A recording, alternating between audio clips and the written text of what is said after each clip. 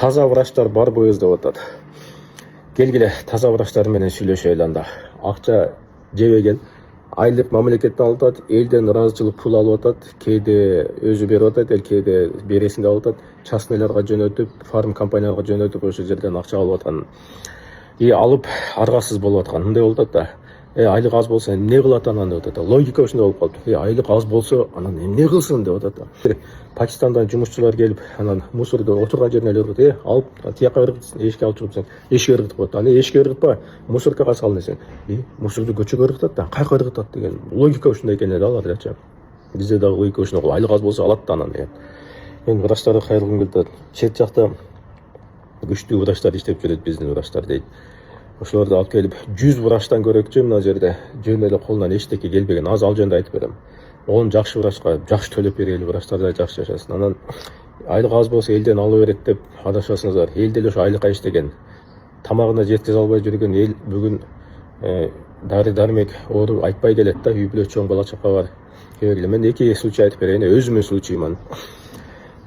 Аллергиям көрүнбөгөн врачка алып Кыргызстанда эң күчтүү деген. Акыры бир аллергия деген мен оорумду күчөтүп салды.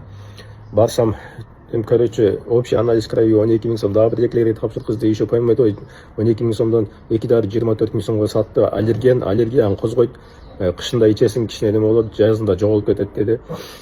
Мынандай мага колум жара кылып берди ошону ичкенден кийин. 3 жылдан бери ушул нерсе уже аллергиям өтө күчөп кеткен. Кийин интернеттен чукул аяк бияк Турциядан, медиктерден неме алып келдик. Аллергия айыкпасы бар экен да. Бул айыкпасты эле айтып койбойбу дейм да. Жөн эле акча кылыш, биз айыктыр беребиз да, акча кылды. Кортекс деген жерге кондиционерге белими бутум ортуп алып бардым.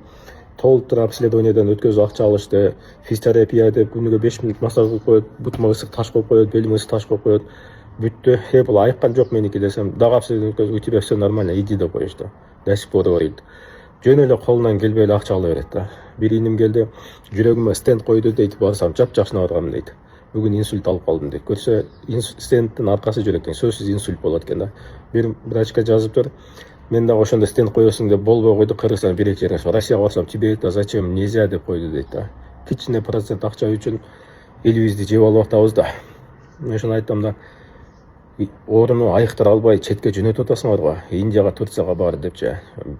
Институттарды эмнеге окутуп атабыз биз билбейм. Бирок билем, таза врачтар бар. Кыйналып, квартирадан квартирасына жеткизе албай, тамак ашына жеткизе албай, бир аз жеп алып, уялып, ушу кылганым туура эмес деп кысылып жүргөн врачтар бар. Ошолорго кайрылуу менен.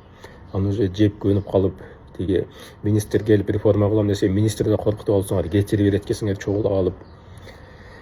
Силерге таба жок эмече. Силер менен күрөшүш керек чынында.